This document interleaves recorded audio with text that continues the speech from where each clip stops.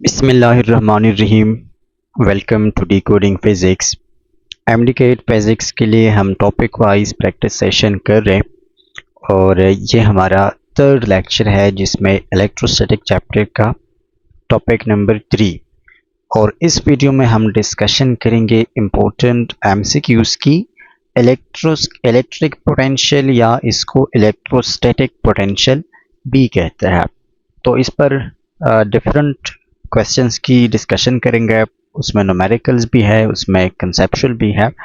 और इस पूरे सेशन को अगर आप ज्वाइन करना चाहते हैं इस प्रैक्टिस सेशन को, तो डिटेल्स आपको डिस्क्रिप्शन में मिल जाएगी। क्वेश्चन नंबर 1 है हमारा, the electric potential at a point located 2 meter from a point charge of +3 microcoulomb is. Electric potential को हमने फाइंड करना है। पॉइंट हमें गिवन है कि 2 मीटर डिस्टेंस पर, और चार्ज भी हमें गिवन है कि वो +3 माइक्रोकूलम का चार्ज है। तो electric potential at a point के लिए फॉर्मूला होता है V is equal to KQ divided by R। अब यहाँ पर R स्क्वायर नहीं है बल्कि सिर्फ R है। इलेक्ट्रिक फील्ड और इलेक्ट्रोस्टैटिक फोर्स दोनों फार्मूलाज में R स्क्वायर है और यहाँ पर सिर्फ और सिर्फ R है। ये इंपॉर्टेंट है, आगे इस पर एक क्वेश्चन है, उसके लिए ये पॉइंट याद रखना। इसमें सिंपली वैल्यूज को पुट करें तो K की वैल्यू क्या है, 9 मल्टीप्लाई 10 पावर 9 है न्यूटन मीटर स्क्वायर पर कूलम स्क्वायर, लेकिन इसको इग्नोर करें फॉर नाउ। चार्ज क्या है, 3 multiply 10 to the power -6 coulomb है। यूनिट सारे SI है तो लिखने की ज़रूरत नहीं है, और डिस्टेंस है 2 मीटर। बस चलो मीटर को भी नहीं लिखते, सब नहीं लिखे तो इसको भी नहीं लिखते। 3 और 9 को मल्टीप्लाई करें तो क्या बनता है, 27 बनता है। 3 9 27 multiply by 10 to the power +9 और -6 से क्या बनता है, +3 बनता है डिवाइडेड बाय 2। अब सिंपली इसको कैसे सॉल्व आउट करना है, 27 का हाफ ले तो 27 का half is equal to 13.5 multiply by 10 to the power +3, और पोटेंशियल का यूनिट क्या है, वोल्ट है। तो इसको +3 को हम लिख सकते हैं 13.5 किलो वोल्ट, हम इसको लिख सकते हैं। 10 पावर 3 इसका प्रीफिक्स है किलो, तो 13.5 किलो वोल्ट हमारा करेक्ट आंसर है। आगे जाते हैं question 2, which of the following statements is correct about equipotential surfaces। equipotential surfaces के रिलेटेड इनमें से कौन सा स्टेटमेंट करेक्ट है, ट्रू है। तो इक्विपोटेंशियल सरफेसेस हम ऐसे सरफेसेस को बोलते हैं जहां पर पोटेंशियल सेम हो। इक्वी का मतलब क्या होता है, इक्वी का मतलब होता है सेम। तो ऐसे सरफेसेस, सपोज ये कोई चार्ज क्यों है, इसके अराउंड ऐसा सरफेस जिस पर पोटेंशियल सेम हो पूरे सरफेस में, या कांस्टेंट हो, या पोटेंशियल में चेंज ना आ रहे हो, तो ऐसे सरफेस को हम कहते हैं इक्विपोटेंशियल सरफेस। अब इस सरफेस की प्रॉपर्टी यह है कि अगर इसमें पोटेंशियल सेम है तो जब भी कोई चार्ज इस सरफेस के अलोंग मूव करेगा, मैं दूसरे कलर से शो करता हूँ इसको, अगर कोई भी टेस्ट चार्ज या एनी चार्ज इस सरफेस के अलोंग यानी इसी सरफेस पर इक्विपोटेंशियल सरफेस के ऊपर मूव करेगा तो पोटेंशियल तो सेम है। पोटेंशियल सेम है तो उसको कोई एनर्जी यूज नहीं करनी पड़ेगी। एनर्जी यूज नहीं करनी पड़ेगी का मतलब है कि उसको वर्क डन करने की जरूरत नहीं होगी, तो work done will be zero. जब भी कोई charge along equipotential surface move करता है तो उस पर कोई भी वर्क डन नहीं होता। तो no change in energy. Option B, no work is done in moving a charge along an equipotential surface. ये बात जरूरी है। और इक्विपोटेंशियल सरफेसेस के बारे में एक और बात कि पॉइंट चार्ज के लिए, जब भी चार्ज पॉइंट चार्ज हो तो उसके लिए इक्विपोटेंशियल सरफेस सर्कुलर फॉर्म में होती है इस तरह, या स्फेरिकल फॉर्म में होती है, और इलेक्ट्रिक फील्ड की डायरेक्शन आउटवर्ड होता है फॉर पॉजिटिव चार्ज, जबकि इनवर्ड होता है फॉर नेगेटिव चार्ज। तो electric field is always perpendicular to equipotential surface at any point. लेकिन रिमेंबर ये सिर्फ पॉइंट चार्ज के लिए है, बाकी चार्ज डिस्ट्रीब्यूशन के लिए इसका शेप भी डिफरेंट होता है। फॉर एग्जांपल अगर लाइन चार्ज डिस्ट्रीब्यूशन है, इस तरह अगर चार्जेस एक लाइन के ऊपर है, इसको हम कहते हैं लाइन चार्ज डिस्ट्रीब्यूशन, तो लाइन चार्ज डिस्ट्रीब्यूशन में इक्विपोटेंशियल सरफेसेस सर्कुलर फॉर्म में नहीं होते बल्कि वो एक सिलेंड्रिकल फॉर्म में होते हैं, इस तरह। Now this is not spherical, this is cylindrical form. तो डिफरेंट चार्ज डिस्ट्रीब्यूशंस के लिए इक्विपोटेंशियल सरफेसेस की जो शेप है वो भी डिफरेंट होता है। नेक्स्ट है, if the electric field is zero at a point, ये बहुत इंपॉर्टेंट कंसेप्ट है। अगर किसी पॉइंट पर इलेक्ट्रिक फील्ड जीरो है, then electric potential must be, तो पोटेंशियल उस पॉइंट पर क्या होना चाहिए? बहुत ही कंसेप्चुअल और बहुत इंपॉर्टेंट पॉइंट है। देखिए, इलेक्ट्रिक पोटेंशियल और इलेक्ट्रिक फील्ड का आपस में रिलेशन क्या है? मैथमेटिकली इसको समझे तो आसानी से समझ आ जाएगा। इलेक्ट्रिक फील्ड को हम कहते हैं नेगेटिव ग्रेडियंट ऑफ पोटेंशियल, ये इसका दूसरा नाम है।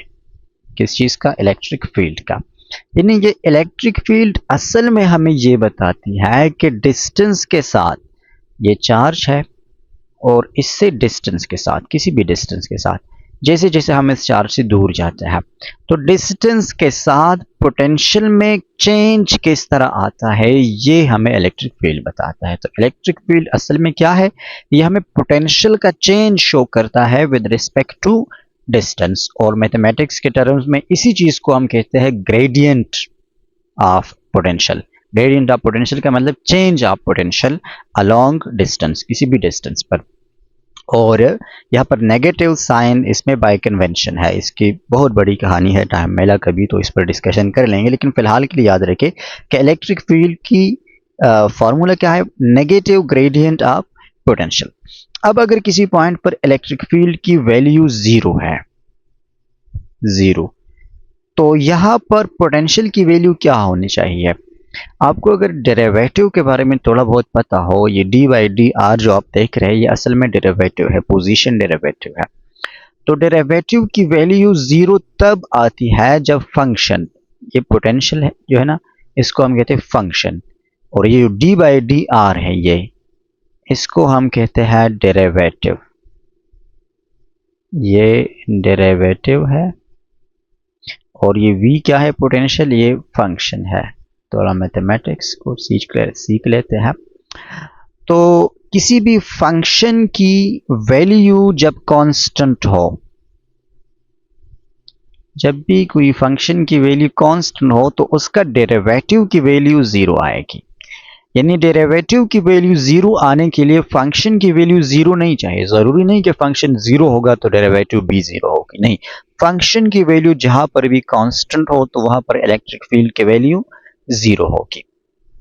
तो इलेक्ट्रिक फील्ड जीरो का मतलब यह है कि इलेक्ट्रोस्टैटिक पोटेंशियल इज कांस्टेंट। अब यहाँ पर बाकी ऑप्शन भी थोड़े ट्रिकी है। जीरो भी तो एक कांस्टेंट वैल्यू है, मैक्सिमम वैल्यू भी तो कांस्टेंट होती है, मिनिमम वैल्यू भी तो कांस्टेंट होती है। तो ये क्यों हमारे करेक्ट आंसर नहीं है? ये इसलिए नहीं है कि ये जरूरी नहीं है। जरूरी नहीं कि वैल्यू सिर्फ जीरो होगी तो इलेक्ट्रिक फील्ड भी जीरो होगा, या वैल्यू पोटेंशियल की सिर्फ मैक्सिमम होगी तब जाके इलेक्ट्रिक फील्ड जीरो होगा। जरूरी ये नहीं है, यानी ये करेक्ट है लेकिन तमाम केसेस के लिए नहीं है, एक्सेप्शनल केसेस आप कह सकते हैं या स्पेशल केसेस है। कांस्टेंट जो है ये बिल्कुल जनरल वैल्यू है, कांस्टेंट कुछ भी हो, जहां पर भी पोटेंशियल की वैल्यू कांस्टेंट होगी इलेक्ट्रिक फील्ड की वैल्यू उस पॉइंट पर जीरो होगी। और यहां से आप दूसरा कंसेप्ट निकाल सकते हैं। अभी जो हमने इक्विपोटेंशियल सरफेसेस के बारे में डिस्कशन की कि इक्विपोटेंशियल सरफेसेस पर पोटेंशियल की वैल्यू क्या होती है? कांस्टेंट होती है। तो पोटेंशियल की वैल्यू कांस्टेंट होने का मतलब कि इक्विपोटेंशियल सरफेसेस पर इलेक्ट्रिक फील्ड की वैल्यू क्या होगी? जीरो होगी।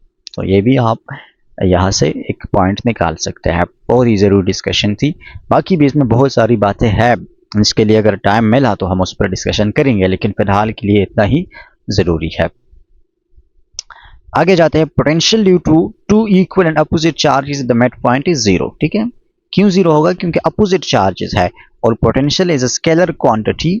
तो अगर पोटेंशियल फ्रॉम पॉजिटिव चार्ज की वजह से वो k q बाय r होगा और नेगेटिव चार्ज की वजह से क्या होगा, k minus q by r which is equal to v is equal to minus k q by r. तो अब दोनों को ऐड करें सिंपली, टोटल पोटेंशियल जो होगा मिड पॉइंट पर, तो के क्यू बाय आर और प्लस करें जो कि प्लस और माइनस माइनस हो जाएगा, minus k q by r which is equal to 0। ठीक है, तो मिड पॉइंट पर 0 होगा। यहां से भी आप क्वेश्चन निकाल सकते हैं। डायपोल का नाम आपने सुना होगा। डायपोल हम ऐसे सिस्टम को कहते हैं जहां पर दो चार्जेस हो equal in magnitude but opposite in direction at some distance d। इस सिस्टम को हम कहते हैं डायपोल। ये चार्जेस कुछ भी हो सकता है लेकिन दोनों का मैग्नीट्यूड सेम और दोनों का साइन जो है वो अपोजिट। तो डायपोल का जो मिड पॉइंट होता है यहाँ पर इलेक्ट्रिक पोटेंशियल हमेशा 0 होगी, जबकि इलेक्ट्रिक फील्ड की वैल्यू यहाँ पर 0 नहीं होगी। तो ये भी क्वेश्चन है कि जरूरी नहीं है जहाँ पर पोटेंशियल 0 तो इलेक्ट्रिक फील्ड 0, या इलेक्ट्रिक फील्ड 0 तो पोटेंशियल 0। ये दोनों बातें जरूरी नहीं है। और एग्जांपल्स यही है कि डायपोल के मिड पॉइंट पर इलेक्ट्रिक फील्ड की वैल्यू 0 नहीं होती जबकि पोटेंशियल की वैल्यू 0 होती है। आगे जाते हैं, SI unit of electric potential volt है। Volt is also equal to joule per coulomb, क्योंकि पोटेंशियल का एक और फार्मूला है work done divided by unit charge या पॉजिटिव चार्ज या एनी चार्ज। तो यहाँ से जॉल डिवाइडेड बाय कूलम ये भी आ जाएगा, लेकिन एसआई यूनिट को वोल्ट है। यहाँ पर हमें नहीं पूछा कि वोल्ट किसके इक्वल है, हमसे पूछा है कि इलेक्ट्रिक पोटेंशियल का एसआई यूनिट क्या है। तो एसआई यूनिट का मतलब कि इसके यूनिट का नाम क्या है, तो वो वोल्ट है।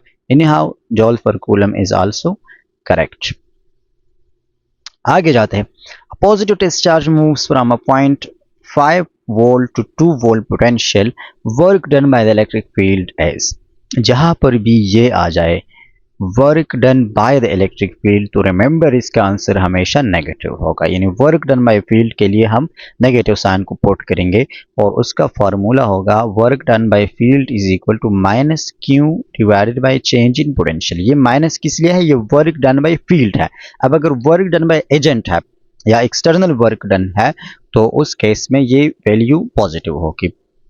इसमें बहुत सारा डिस्कशन है, लेकिन आसानी से बस ये समझे, जब इलेक्ट्रिक फील्ड वर्क करेगा तो सिस्टम की पोटेंशियल एनर्जी क्या होगी, डिक्रीज होगी। इस वजह से हम इसमें माइनस साइन इंक्लूड करते हैं। जब एक्सटर्नल एजेंट वर्क डन करेगा तो ओवरऑल सिस्टम की पोटेंशियल एनर्जी क्या होगी, इंक्रीज होगी, क्योंकि वर्क डन का मतलब यह है कि जो एजेंट वर्क कर रहे हैं वो सिस्टम को एनर्जी ट्रांसफर कर रहा है, जिसकी वजह से टोटल सिस्टम की एनर्जी इंक्रीज होती है। तो इस केस में वर्क डन पॉजिटिव होगा। बस फिलहाल के लिए इतना कंसेप्ट इनफ है।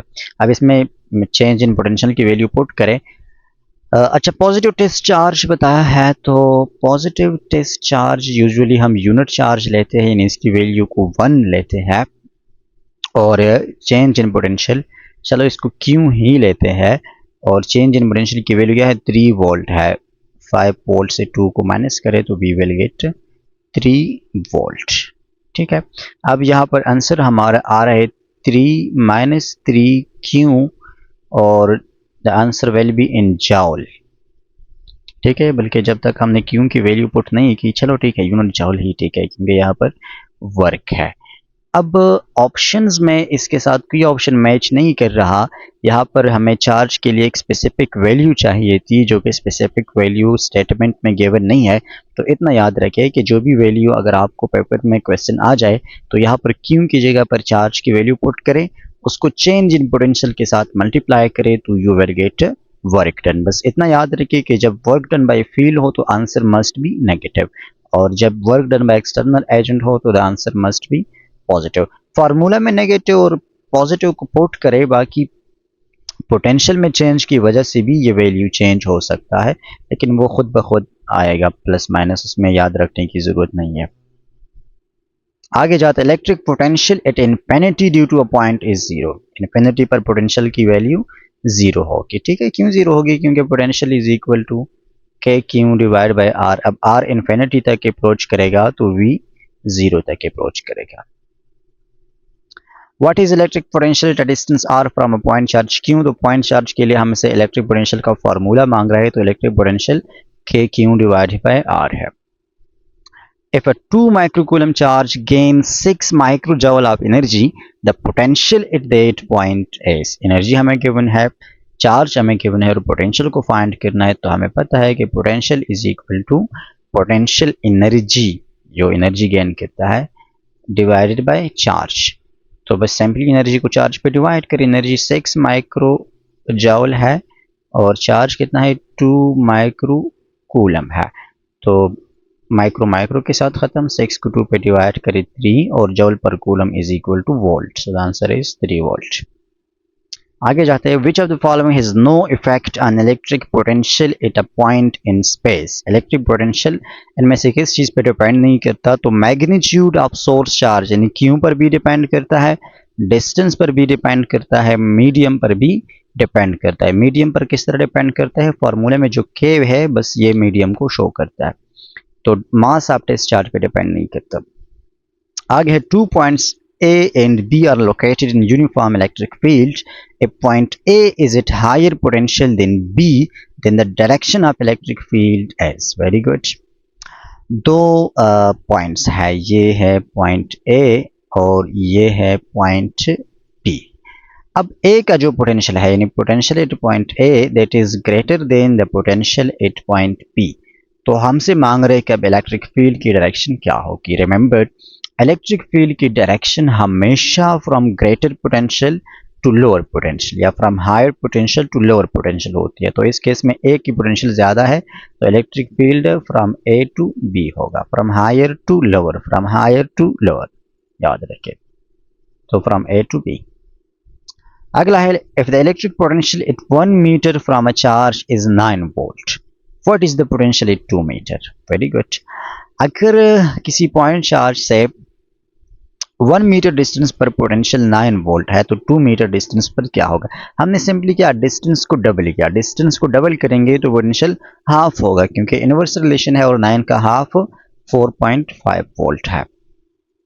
Next, in a region where electric potential is constant the electric field will be zero. अभी हमने बहुत डिस्कशन की इस पर कि electric field is the negative gradient of potential, तो जहां पर पोटेंशियल की वैल्यू कांस्टेंट होगी तो इलेक्ट्रिक फील्ड की वैल्यू जीरो होगी उस पॉइंट पर। Next, which of the following graphs best represents variation of electric potential with distance from positive point charge. अब ये बहुत इंपॉर्टेंट है, ग्राफ्स तो मैंने बनाए नहीं है लेकिन समझाता हूं। पोटेंशियल का फॉर्मूला क्या है, V is equal to k Q divided by are. हमसे ग्राफ मांग रहे हैं बिटवीन पोटेंशियल और आर, डिस्टेंस और पोटेंशियल के बिटवीन ग्राफ मांग रहे हैं। अब दोनों इन्वर्सली रिलेटेड है, मतलब जैसे जैसे डिस्टेंस में इंक्रीज आएगा तो पोटेंशियल में डिस्टेंस इंक्रीज होगी तो पोटेंशियल डिक्रीज होगी। अगर ये एक्सिस डिस्टेंस को शो करे और ये एक्सिस पोटेंशियल को शो करे, इनिशियली हम पोटेंशियल की वैल्यू को मैक्सिमम लेते हैं क्योंकि जब चार्ज के साथ जितना करीब पॉइंट होगा तो उतने ही पोटेंशियल की वैल्यू ज़्यादा होगी। अब जैसे जैसे हम पोटेंशियल से दूर चार्ज से दूर जा रहे हैं तो पोटेंशियल की वैल्यू क्या होगी, डिक्रीज होगी। तो ये इस तरह का एक ग्राफ आएगा और ये ग्राफ जीरो को टच नहीं करेगा क्योंकि ये जीरो को टच करेगा इन्फिनिटी पर। हम स्ट्रेट, यहाँ पर तो लीनियर डिक्रीज लिखा है लेकिन लीनियर डिक्रीज करेक्ट आंसर नहीं है, इन्वर्सली प्रोपोर्शनल करेक्ट आंसर है। क्यों लीनियर डिक्रीज इन्वर्सली नहीं है, करेक्ट आंसर नहीं है, क्योंकि लीनियरली अगर हम, चलो मैं बना ही देता हूं, लीनियरली डिक्रीज का मतलब यह है इस तरह, तो ये क्या होगा, ये इस जीरो पॉइंट को टच करेगा किसी नाउन डिस्टेंस पर, तो नाउन डिस्टेंस पर पोटेंशियल की वैल्यू कभी भी जीरो नहीं होगी, पोटेंशियल की वैल्यू अननोन डिस्टेंस पर होगी, अननोन का मतलब इन्फिनिटी पर होगी। तो इस वजह से ये ब्लू वाला कलर ये करेक्ट नहीं है, पोटेंशियल वर्सेस डिस्टेंस का graph. Correct is this one कि ये जीरो को ये कभी टच नहीं करेगा। अब दूसरा भी एक वैल्यू है, electric field at a point के Q divided by R square, तो इन दोनों के ग्राफ्स में डिफरेंस कैसे होगा, ये भी डिस्टेंस है और ये इलेक्ट्रिक फील्ड है, तो इलेक्ट्रिक फील्ड के लिए भी डिक्रीज आएगा डिस्टेंस के साथ लेकिन इसमें बहुत डिक्रीज आएगा इस तरह से। ठीक है, सडन डिक्रीज आप इसको कह सकते हैं, क्योंकि इलेक्ट्रिक फील्ड के फॉर्मूला में आर के ऊपर स्क्वायर है, तो स्क्वायर का मतलब है कि डिस्टेंस में थोड़ा सा इंक्रीज हो, इलेक्ट्रिक फील्ड में ज्यादा डिक्रीज आएगा, और पोटेंशियल में स्क्वायर नहीं है, तो थोड़ा सा भी डिस्टेंस इंक्रीज हो उस हिसाब से पोटेंशियल में डिक्रीज आएगा। तो दोनों ग्राफ्स में डिफरेंस को जरा देखें कि पोटेंशियल में थोड़ा थोड़ा डिक्रीज आ रहा है पोटेंशियल में, और फील्ड वाले में जल्दी बहुत ज्यादा डिक्रीज आ रहा है। ये इन दोनों ग्राफ्स में डिफरेंस है। 15 नंबर क्वेश्चन को स्टडी करते हैं, फिर उसके बाद electric potential energy. A 1 microcoulomb charge is moved in an electric field from a point where potential is 20 volt to 10 volt. The work done by the field is, again work done by the field, तो हम formula use करेंगे minus Q into del V। अब charge की value हमें known है, given है 1 microcoulomb है, तो हम सिंपली इसको पुट कर देंगे। माइनस 1 माइक्रोकूलम का मतलब है 1 मल्टीप्लाई 10 पावर माइनस 6 कूलम, और चेंज इन पोटेंशियल कितना है, फ्रॉम 20 टू 10 है, तो 20 टू 10 का मतलब 10 वोल्ट यहाँ पर चेंज है। तो सिंपली इसको मल्टीप्लाई करें माइनस 10 माइक्रो और कूलम, और इसको मल्टीप्लाई करने से क्या आता है, जॉल आएगा, वर्क डन को ही हम पॉइंट कर रहे, तो this will be equal to minus 10 micro joule. ये इलेक्ट्रिक फील्ड नहीं, या एनर्जी है या वर्क है। Okay, so this is work actually, work is equal to minus 10 micro joule. ये था हमारा डिस्कशन इलेक्ट्रिक पोटेंशियल पर, जो कि थोड़ा मैथमेटिकल था और इसमें बातें ज़्यादा थी। आई होप कि समझ आई होगी। इलेक्ट्रोस्टैटिक पोटेंशियल एनर्जी के ऊपर इंशाल्लाह फिर नेक्स्ट वीडियो में डिस्कशन कर देंगे, क्योंकि वीडियो बहुत लंबी होती जा रही है, तो ये नेक्स्ट टाइम इंशाल्लाह।